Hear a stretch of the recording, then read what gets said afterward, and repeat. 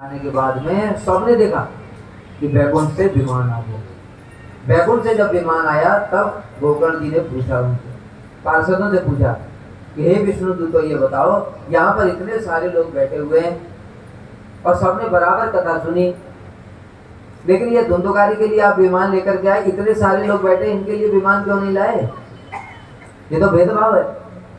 तब विष्णु दूतों ने कहा ये भेदभाव नहीं है भाई, देखो सीधी सी बात है। एग्जाम में बच्चे बैठे 100, किसी ने 1 क्वेश्चन का आंसर दिया, किसी ने 2 क्वेश्चन का आंसर दिया, किसी ने 10 क्वेश्चन से, किसी ने 10 का आंसर दिया। अभी तुम सबको बराबर नंबर दे दोगे क्या? क्यों? ये तो भेदभाव है। सबको बराबर देना चाहिए ना? नहीं देना चाहिए ना? क्यों? क्योंकि जिसने जैसा किया वैसा मिलेगा फल। उसी प्रकार से विष्णुदूत कहने लगे, जिसने जैसा श्रवण किया है फल भी वैसा ही मिलेगा।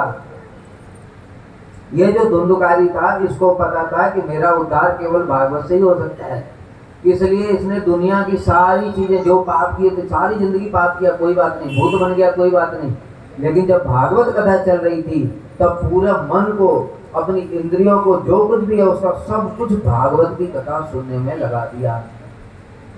इसलिए उसने श्रवण किया पूरा मनोयोग के साथ में। इसी कारण से इसके जितने पाप थे वो सब के सब पाप नष्ट हो गए। कलयुग के पापों से जो दग्ध हैं उनको उद्धार करने के लिए भागवत, श्रीमद् भागवत महापुराण सिंह की तरह गर्जन कर रहे हैं।